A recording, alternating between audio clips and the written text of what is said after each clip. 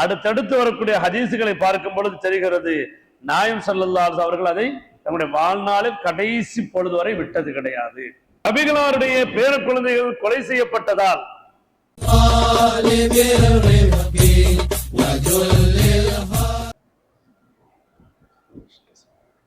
அஸ்ஸலாமு அலைக்கும் வரஹ்மத்துல்லாஹி வபரகாத்துஹு. அஊது பில்லாஹி மினஷ் ஷைத்தானிர் ரஜீம். பிஸ்மில்லாஹிர் ரஹ்மானிர் ரஹீம். அல்ஹம்துலில்லாஹி ரப்பில் ஆலமீன். அஹ்மதுஹு வ நஸ்தஈனுஹு வ நஸ்தக்ஃபிருஹு வ நு'மினு பிஹி வ நத்தவக்கலு அலைஹி வ நஊது பில்லாஹி மின் ஷுரூரி அன்ஃபுஸினா வ மின் ஸய்யிஆத்தி அஅமாலினா. من يهدي الله فلا مضل له ومن يضلل فلا هادي له واشهد ان لا اله الا الله وحده لا شريك له واشهد ان سيدنا ونبينا مولانا محمدا عبده ورسوله ارسله بالحق بشيرا ونذيرا بين يدي الساعه من يطع الله ورسوله فقد فاز فوزا عظيما. ان الله ملائكته يصلون على النبي يا أيها الذين آمنوا صلوا عليه وسلموا تسليما. اللهم صل على سيدنا محمد وعلى آل سيدنا محمد وبارك وسلم عليه. سبحانك لا علم لنا إلا ما علمتنا إنك أنت العليم الحكيم. رب اشرح لي صدري ويسر لي أمري واحلل عقدة من لساني يفقهوا قولي. وقال الله تعالى في القرآن المجيد بسم الله الرحمن الرحيم. إن عدة الشهور عند الله 12 شهرا في كتاب الله يوم خلق السماوات والأرض منها 4 حرم ذلك الدين القيم. صدق الله العلي العليم وصدق رسوله النبي الكريم. أما بعد. புகழனைத்தும் அல்லாஹுக்கு உரித்தாவதாக. அல்லாஹ்வுடைய பேரன்பும் பேரருளும் மூமின்களாகிய நம் அனைவரும் உயிருக்கு உயிரான உயிரிலும் மேலான உத்தம திருநபி கண்மணி ஹாத்தமுன் நபி முத்து முஹம்மது முஸ்தபா ஸல்லல்லாஹு அலைஹி வஸல்லம் அவர்கள் மீதும் அவர்களுடைய குடும்பத்தார்கள் தோழர்கள் அவர்கள் பின்பற்றி வந்த தாபிஈன்கள் தபா தாபிஈன்கள் இறைநேச செல்வர்களான வலிமார்கள் நல்லோர்கள் நாதாக்கள் இந்த அற்புதமான ஹிஜ்ரி புத்தாண்டினுடைய முஹர்ரம் மாதத்தினுடைய முதல் ஜும்மாவில் ஒன்று கூடியிருக்கக்கூடிய நம்மவர்கள் அனைவரின் மீதும் அல்லாஹுடைய பேரன்பும் பேரன்பும் என்றென்றும் நீடித்து நிலைத்திருக்கட்டுமாக.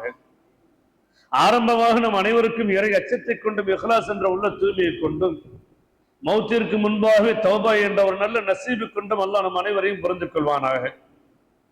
அன்பிற்குள்ளே பெருமக்களே, அல்லாஹ் நல்லடியார்களே, அல்லாஹ் ரப்பல் ஆலமீன் தன் திருமறையிலே இந்த பிரபஞ்சம் வானங்களும் பூமியும் படைக்கப்பட்ட அன்றைய நாளிலிருந்து அல்லாஹ்வுடைய வேதத்தில் பதிவு செய்யப்பட்ட ஒரு விஷயம் 12 மாதங்களை கொண்ட ஒரு அமைப்போடு படைத்து விட்டான்.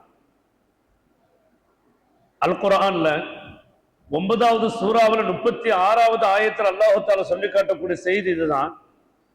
நிச்சயமாக அல்லாஹ்விடத்திலே மாதங்களின் எண்ணிக்கை ஓர் ஆண்டுக்கு 12 தான்.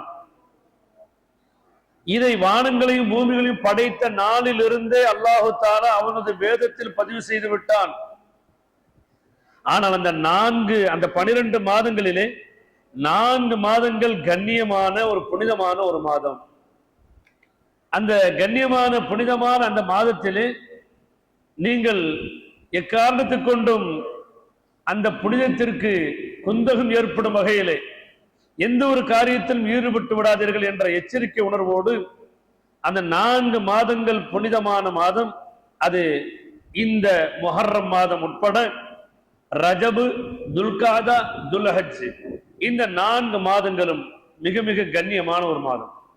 அந்த காலகட்டங்களில் நீங்கள் என்ன செய்யாதீர்கள்? சண்டையிட்டுக் கொள்ளாதீர்கள், போரிடாதீர்கள். அல்லாஹ் அக்பர். இப்படிப்பட்ட ஒரு செய்தி அல்லாஹ் தஆலா திருமறையில சொல்லி காட்டுகின்றான்.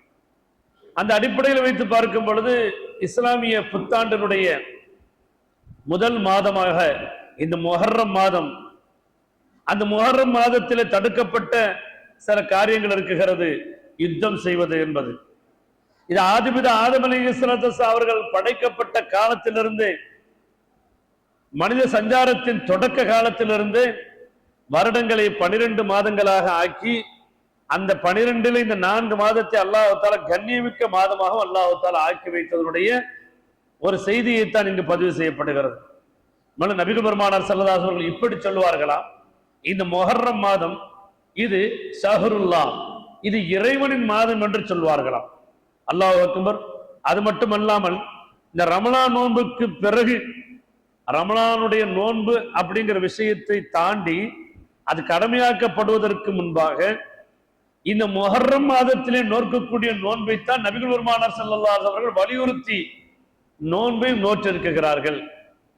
அந்த அடிப்படையில் வைத்து பார்க்கும் பொழுது இந்த முஹர்ரம் மாதத்திலே இந்த ஆஷராவுடைய தினம் பிறை 1 to 10 வரை நோக்கக்கூடிய இந்த நோன்புடைய பழக்கம் என்பது நாயகத்தின் காலத்தில் மட்டும் வலியுறுத்தப்பட்ட ஒரு விஷயம் அல்ல. நாயகத்தின் காலத்திற்கு முன்பாக ஐயாமுல் ஜாஹிலியா என்பதாக சொல்வார்கள், அறியாமை காலத்தின் உச்சம். அந்த அறியாமை காலத்தின் உச்சத்தில் கூட மக்கத்து காபிர்களால், மக்கத்து குறைஷிகளால், அந்த அரேபியர்களால், இன்னும் சொல்ல போனால் எல்லா யகூதிகளாலும் நோக்கப்பட்ட ஒரு நோன்புதான் இந்த முஹர்ரம் மாதத்தினுடைய நோன்பு. அல்லாஹு அக்பர். அந்த அடிப்படையில் நபிகள் பெருமானார் ஸல்லல்லாஹு அலைஹி வஸல்லம் அவர்கள் இந்த ஆஷராவுடைய இந்த 10வது நாளுடைய நோன்பை நோக்குமாறு மிக மிக அதிகமான ஒரு வலியுறுத்துதலோடு நாயகமும் நோற்றிருக்கிறார்கள். சொல்றாங்க, ஆரம்ப காலகட்டத்தில் அன்னை ஆயிஷா சித்திகா ரலியல்லாஹு அன்ஹா அவங்க சொல்லக்கூடிய ஒரு அற்புதமான ஒரு செய்தி, அறியாமை காலத்து குறைஷியர்கள் கூட இந்த முஹர்ரம் 10வது நாள் நோன்பு நோற்று வந்தார்கள், விடமாட்டாங்க. அந்த நாளுடைய நோன்பு என்ன செய்ய மாட்டாங்க, விடமாட்டாங்க. நபி அவர்கள் மதீனாவுக்கு ஹிஜ்ரத் செய்து சென்றதற்கு பிறகு, அங்கு சென்றதற்கு பிறகும் தானும் நோற்று மக்களையும் நோன்பு நோக்குமாறு ஏவினார்கள். இது ரமலானுடைய நோன்பு கடமையாவதற்கு முன்பாக உண்டான நிலைமை. எப்பொழுது ரமலானுடைய நோன்பு கடமையாக ஆக்கப்பட்டு விட்டதோ அப்பொழுதே இந்த முஹர்ரம் மாதத்துடைய நோன்பாக ஒரு சிறு சலுகையை கொடுத்தார்கள் நபி ஸல்லல்லாஹு அலைஹி வஸல்லம். விரும்பியவர்கள் நோக்கலாம், விரும்பியவர்கள் விட்டு விடலாம். ஆனால் அடுத்தடுத்து வரக்கூடிய ஹதீசுகளை பார்க்கும் பொழுது தெரிகிறது, நாயம் ஸல்லல்லாஹு அலைஹி அவர்கள் அதை தன்னுடைய வாழ்நாளில் கடைசி பொழுது வரை விட்டது கிடையாது. வாழ்நாளில் கடைசி பொழுது வரை விட்டது கிடையாது.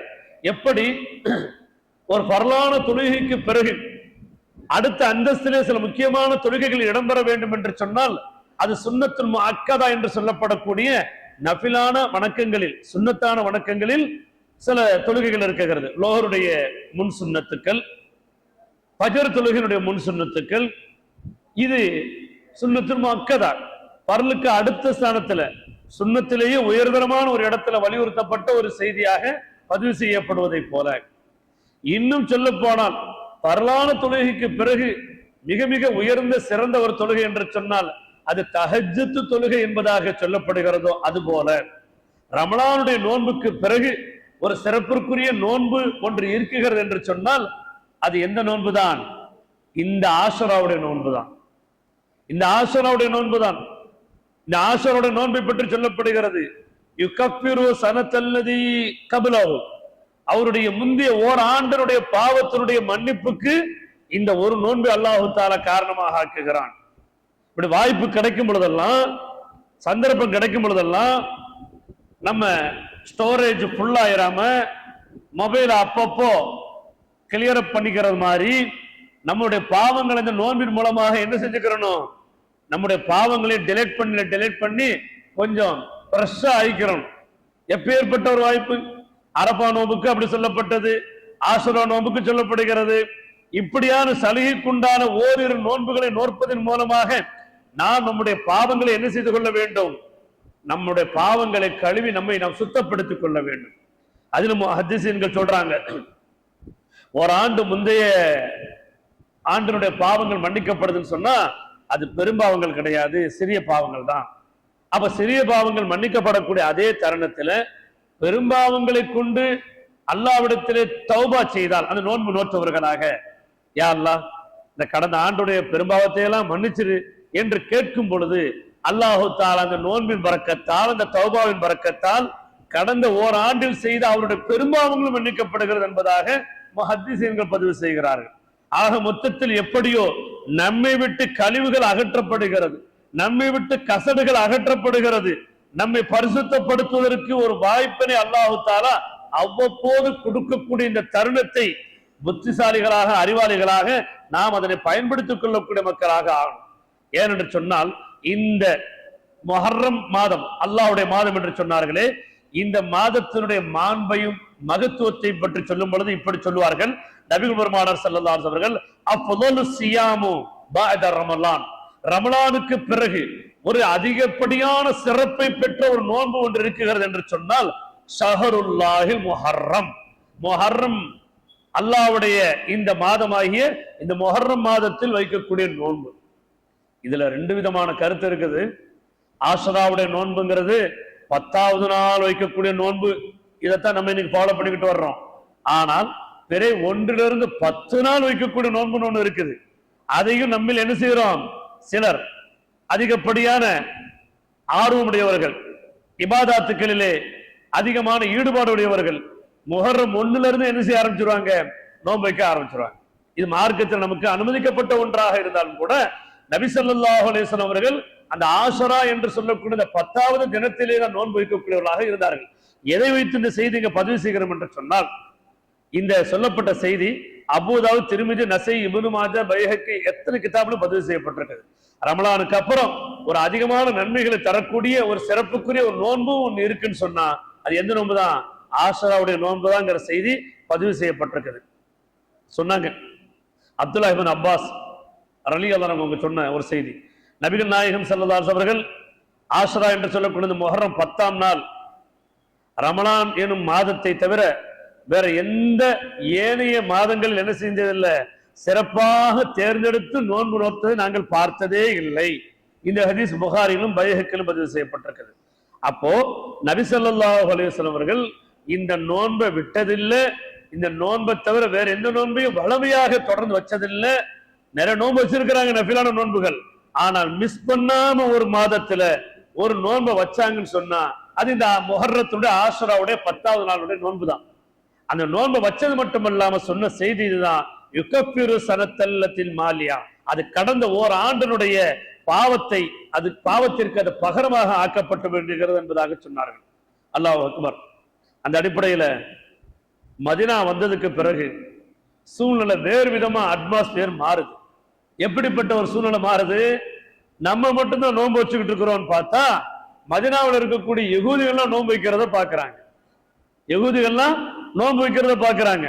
அப்போ அந்த தருணத்தில் நடந்தது என்ன சொன்னா, அப்துல்லாஹ் இப்னு அப்பாஸ் அவங்க சொன்னாங்க இந்த ஹதீஸ, அருமை நபிகள் நாயகம் ஸல்லல்லாஹு அலைஹி அவர்கள் மதீனா வந்த பொழுது எங்களை எல்லாம் அந்த ஆஷராவுடைய தினத்திலே நோன்பு நோக்க சொன்னார்கள். யூதர்கள் அந்த முஹர்ரம் 10வது நாளில் ஆஷரா நோன்பை நோற்று இருப்பதை பார்த்தார்கள். சொன்னாங்க, என்னப்பா நீங்களும் நோன்பு வைக்கிறீங்களே, மாஹாதல் யௌமல்லதி தஸூமுஹு, நீங்க நோன்பு வைக்கிறதுக்கு இந்த நாள் என்ன நாள் அப்படின்னு கேட்டதுக்கு யூதர்கள் சொன்னார்கள், இன்றைய நாள் ஒரு மகத்தான நாள், எங்களுடைய வேதத்தில் சொல்லப்பட்ட நாள்.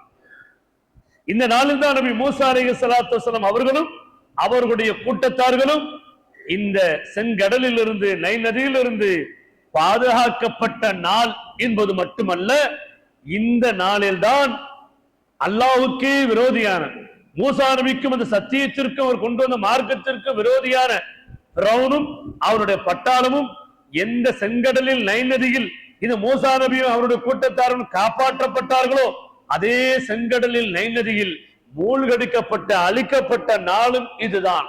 எனவே நாங்கள் மூசா நபியினுடைய வழியை பின்பற்றக்கூடியவர்களாக இருப்பதால் அன்றைய நாளில் ஏற்பட்ட அந்த அல்லாஹ்வுடைய பேருதவிக்கு நாங்கள் நன்றி செலுத்துவதற்காக அன்றைய நாள் நாங்கள் நோன்பு வைக்கிறோம் என்பதாக சொன்னார்கள்.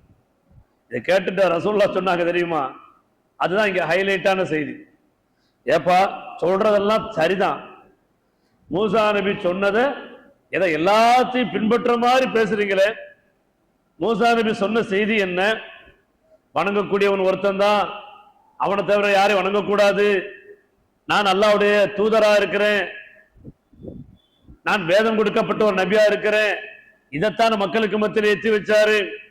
ஆனால் உங்களுக்கு மத்தியிலே அந்த விஷயத்தை, அவர் கொண்டு வந்த தத்துவத்தை, அவர் சொல்லிய கொள்கைகளை, கோட்பாடுகளை பின்பற்றாமல் வெறுமன வாய் வார்த்தையாக அவருடைய வாழ்க்கையில் நடந்த ஒரு விஷயத்திற்கு, ஒரே ஒரு விஷயத்திற்கு மட்டும் நாங்கள் பின்பற்றுகிறோம் என்று சொல்லக்கூடிய நீங்கள் இங்கு ஒரு விஷயத்தை கவனிக்க வேண்டும்.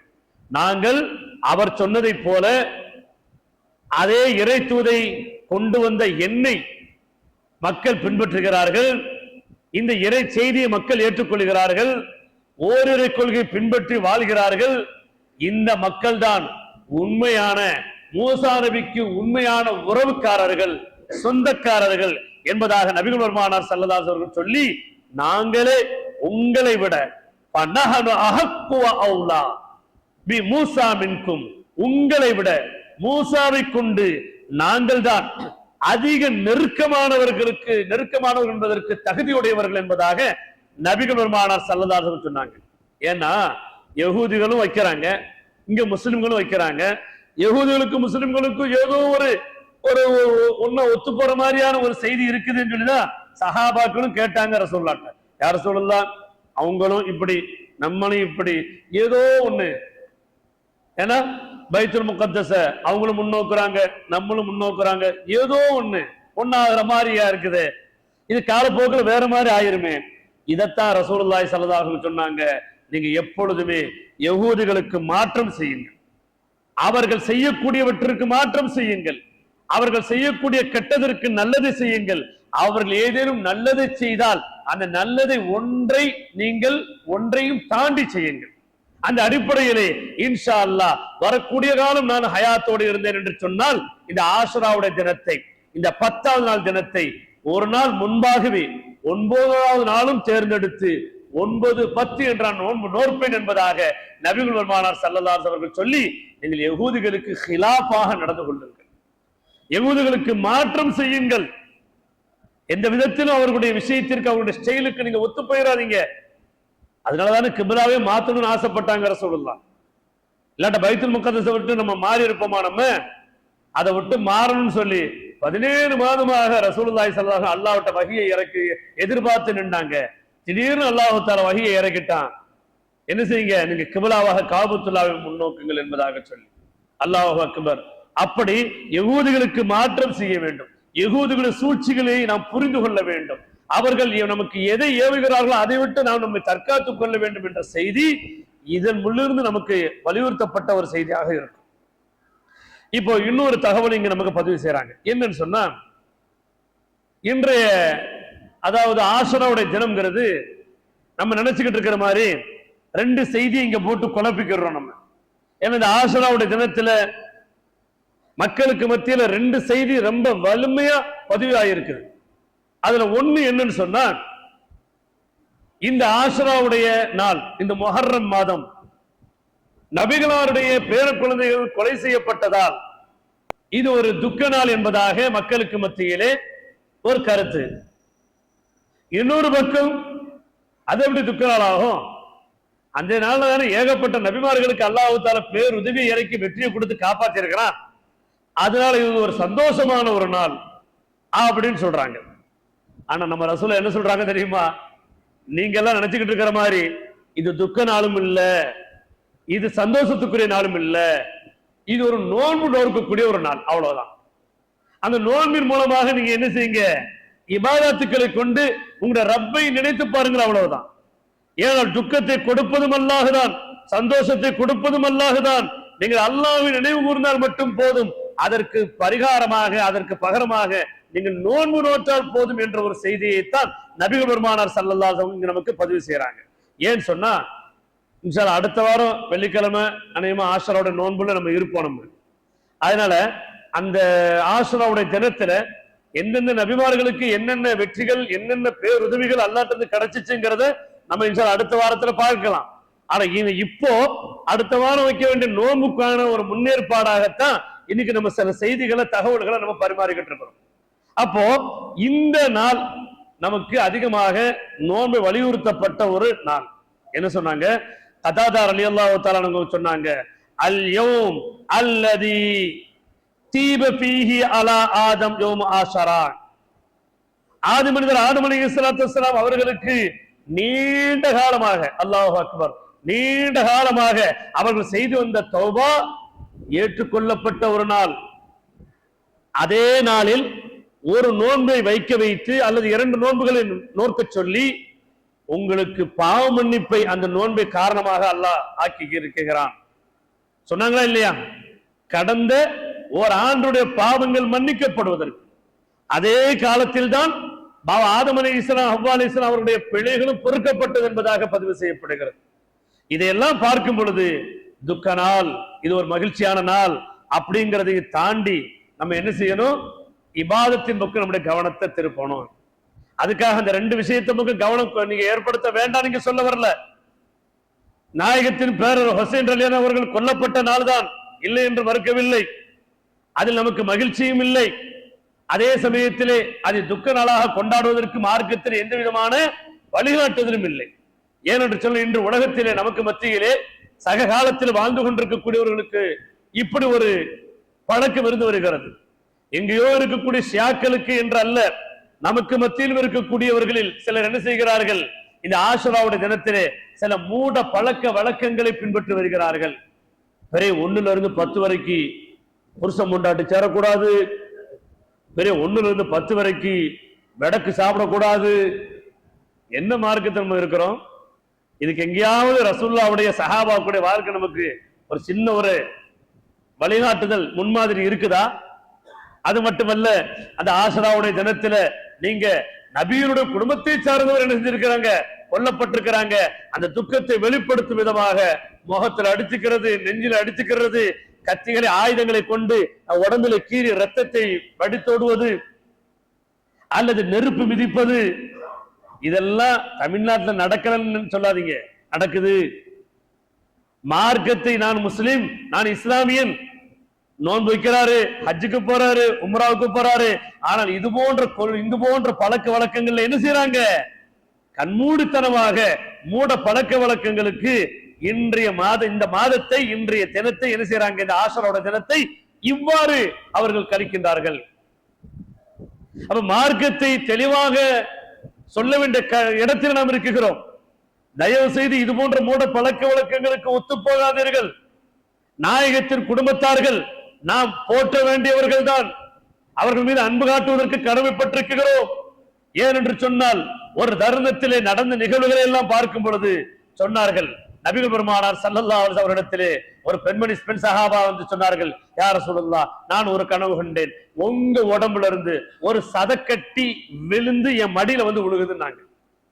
அப்ப சொன்ன உடனே ரசூலுல்லாஹ் சொன்னாங்க, இது நல்ல செய்திதாமா, என் பேர குழந்தைய நீ தான் வளர்க்க போற, என் ஈரக்குளத்துண்டு பாத்திமா பெற்றெடுக்கக்கூடிய பேர குழந்தைய நீங்க தான் வளர்க்க போறீங்க அப்படிங்கிற செய்தி சொன்னாங்க. அதே மாதிரி நடந்துச்சு.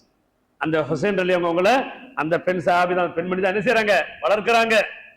பிறகு ஒரு நாள் என்ன செய்யறாங்க? அந்த குழந்தைய தூக்கிட்டு ரசூலுல்லாஹ் சொன்ன மாதிரியே அந்த குழந்தை என்கிட்ட தானே அதிக காலம் இருக்குன்னு சொல்லி அந்த குழந்தைய ஆசையா தூக்கிட்டு ட்ரெஸ் எல்லாம் பண்ணி கொண்டு கொடுத்து கொண்டு ரசூலுல்லாஹ்ட்ட கொடுத்தாங்க. ரசூலுல்லாஹ் மடியில வச்சு குனிஞ்சு பார்த்துக்கிட்டு இருக்கும்போது கண்ணுல இருந்து கண்ணீரா வடியும். இன்னொரு சொல்லலாம் சொன்னாங்க, இப்பதான் வானவர் கோமன் ஜிப்ரீல் அலைஹிஸ்ஸலாம் வந்து ஒரு செய்தி சொன்னாங்க, இந்த குழந்தை என்னுடைய உம்மத்துக்களாலே கொலை செய்யப்படும் என்ற செய்தியை சொன்னார்கள். இவர்கள் எந்த இடத்திலே கொலை செய்யப்பட்டு ரத்தம் ஓட்டப்படுமோ அந்த மண்ணினுடைய நிறத்தை சிகப்பு நிறமாக இப்பொழுது எனக்கு காட்டப்பட்டது என்பதாக சொன்னார்கள் நபிகள் பெருமானார் ஸல்லல்லாஹு அலைஹி வஸல்லம்.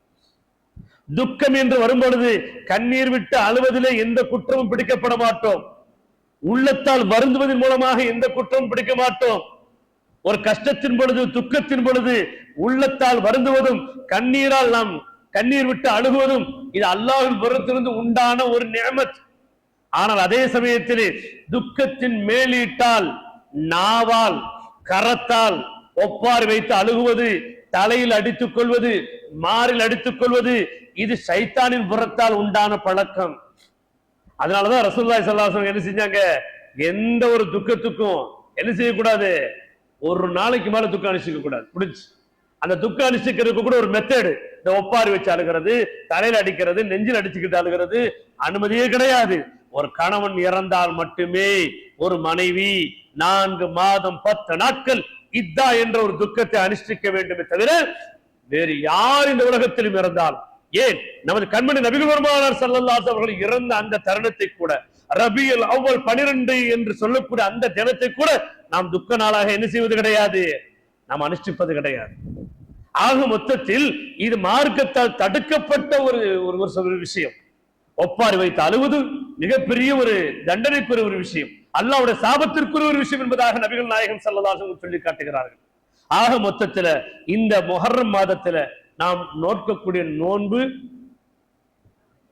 ரசூலுல்லாஹி ஸல்லல்லாஹு அலைஹி வஸல்லம் அவர்கள் மட்டுமல்ல, சஹாபாக்கள் நோற்றார்கள், அதற்கு முன்னால் வாழ்ந்தவர்கள் நோற்றிருக்கிறார்கள். அதன் மூலமாக நம்முடைய கடந்த ஓராண்டுடைய பாவங்கள் மன்னிக்கப்படுகிறது. எனவே நாம் இந்த 9, 10 இதுதான் சிறப்பு. 9 தவற விட்டவர்களுக்கு ஒரு வாய்ப்பு 10, 11 என்று நீங்கள் நோன்புகளை நோற்றுக்கொள்ளலாம் என்ற ஒரு தகவலும் பதிவு செய்யப்படுகிறது. ஹிஜ்ரத், ஏற்கனவே கடந்த வாரம் இது சம்பந்தப்பட்ட சில செய்திகளை பார்த்தோம். ஹிஜ்ரத்தை பற்றி பல விஷயங்கள் சுவராசியம் என்று சொல்வதையும் தாண்டி ஒரு அற்புதமான தியாக உணர்வோடு மேற்கொள்ளப்பட்ட அந்த ஹிஜ்ரத்துடைய பயணத்தை பற்றிய செய்திகளும் இன்ஷா அல்லாஹ் வரக்கூடிய வாரங்களிலே பார்க்கலாம். இந்த ஆஷராவுடைய தினத்திலே அல்லாஹ் தஆலா எப்பேற்பட்ட ஒரு பேருதவியை இந்த மண்ணிற்கு இறக்கி வைத்தான், தன்னுடைய இறை தூதர்களை நபிமார்களுக்கு அவர்களை சார்ந்தவர்களுக்கு அல்லாஹ் இறக்கி வைத்தான் அப்படிங்கிற செய்தியெல்லாம் இன்ஷா அல்லாஹ் வரக்கூடிய நாட்களிலே பார்க்கலாம். அல்லாஹ் ரப்பல் ஆலமீன் எதை சொன்னோம் எதை கேட்டோமோ அதன்படி விளங்கி அமல் செய்யக்கூடிய நுண்மக்களாக மேன்மக்களாக அல்லாஹ் நம் அனைவரையும் புரிந்து கொள்வானாக. வாஹிர் தஅவானா அல்ஹம்துலில்லாஹி ரப்பில் ஆலமீன். அஸ்ஸலாமு அலைக்கும் வரஹ்மத்துல்லாஹி வபரகாத்துஹு.